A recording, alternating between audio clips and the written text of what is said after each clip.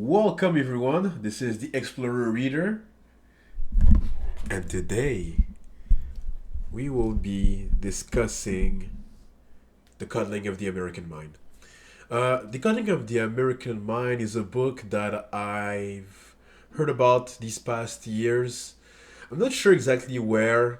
Perhaps it was on the Joe Rogan podcast or Jordan Peterson's podcasts.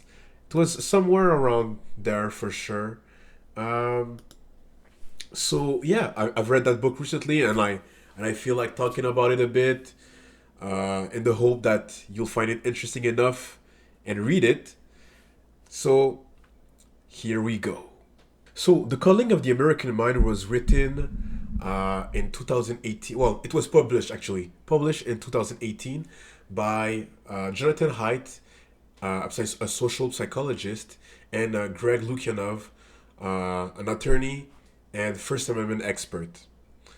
So basically, I think like the story goes a bit like this. So Greg, like they were working both in the same school, and Greg like started like to notice some change in the behaviors of like the student that he was like seeing like throughout the years, and yeah, like he saw like some sort of patterns between uh, the type of if I recall correctly, negative thinking that would lead to some like mental health problems, because like he had the same, and like he saw like those kind of things like uh, sort of being spread, or like being more common in college, university.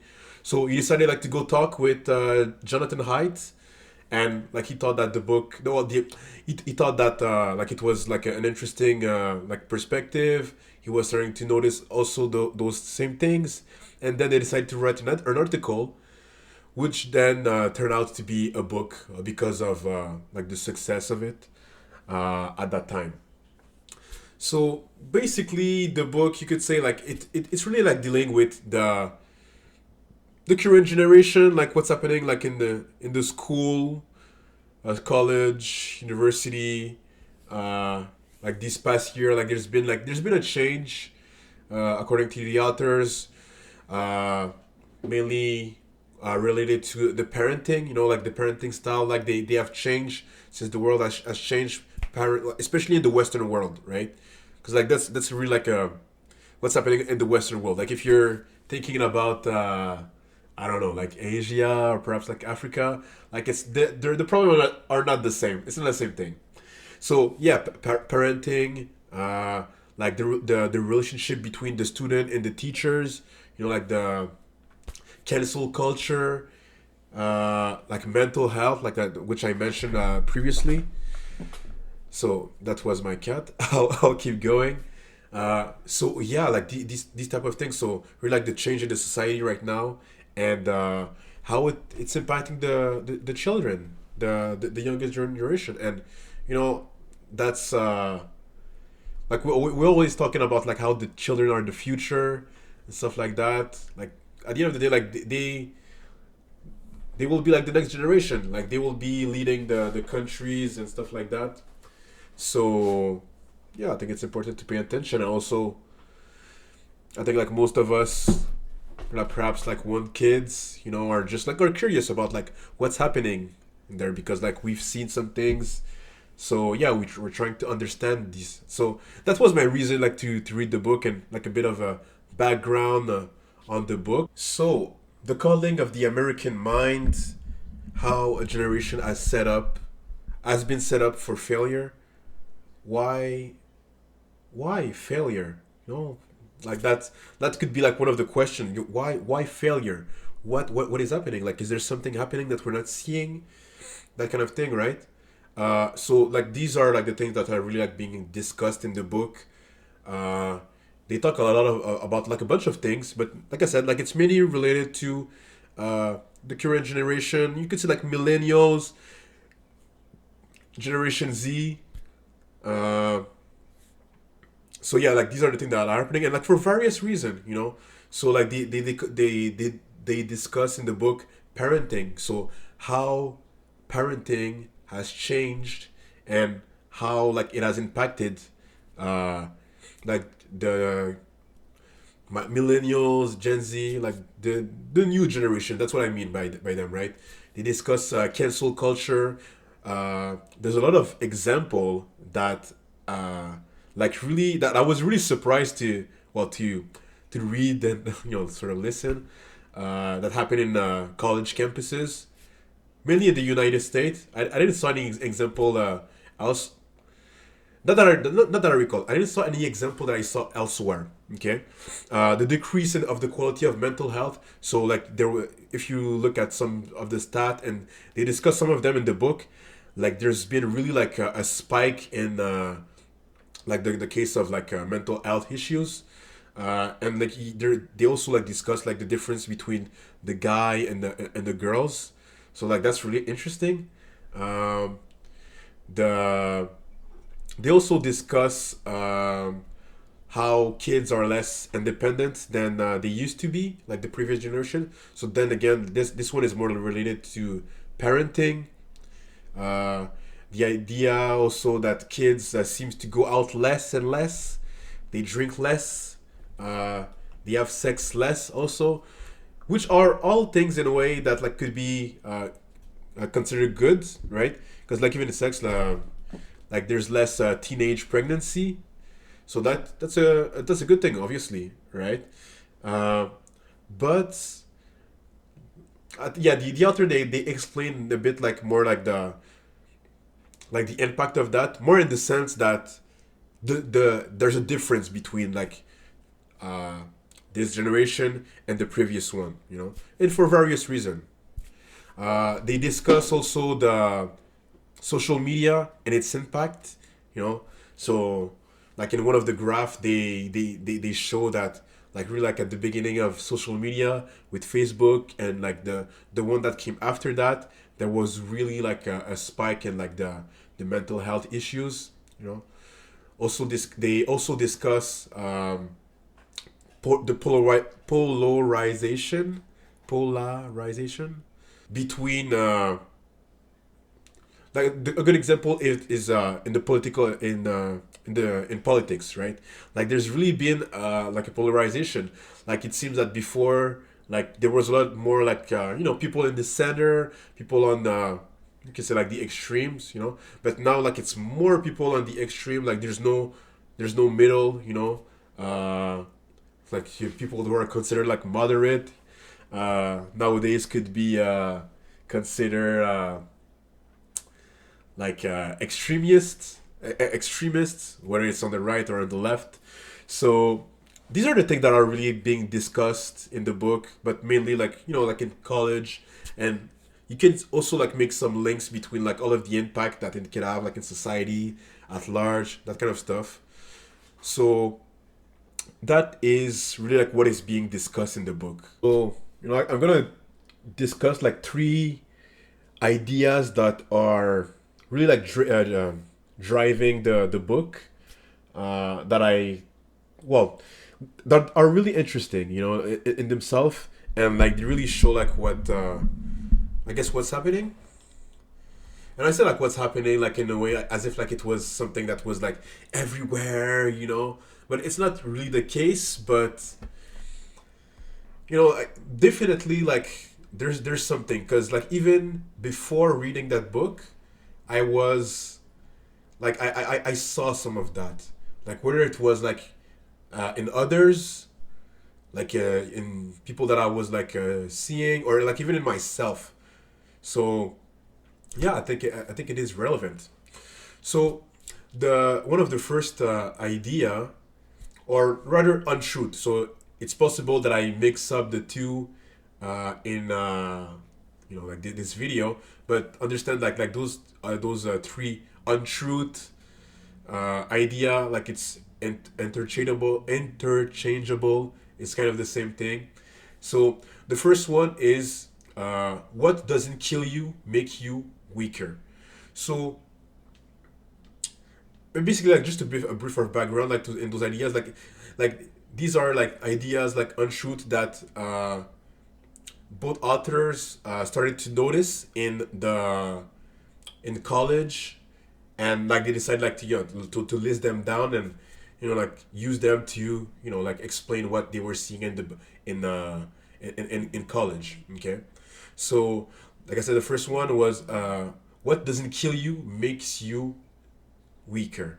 Okay, so like the first one, you're like, okay, isn't it what doesn't kill you makes you stronger? Yeah, that's the thing. So there, this is like as the author says, like an ancient wisdom that has been like flipped. you know so it's like what the idea behind that is that, like, it seems that nowadays, like in college, uh, student will be less inclined to uh, like face some sort of I guess opposition, um, adversity.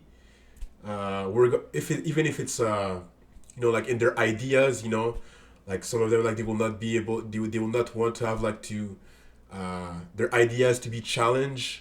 They will not want to have to defend like their stance on something because like their stance is obvious or something like that. Like I'm really like paraphrasing, like it's not like exactly that, like, but like the general idea it's this one. So like just not wanting like to face like some, I guess, challenges, because like the idea like behind the quote about what doesn't kill you makes you stronger is that like by facing adversity, you can you can grow from that.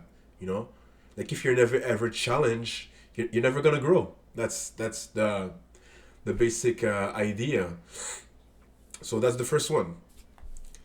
The second one is what no the second one is life is a battle between good people and bad people. Okay, so it's really like to illustrate the us versus them mentality.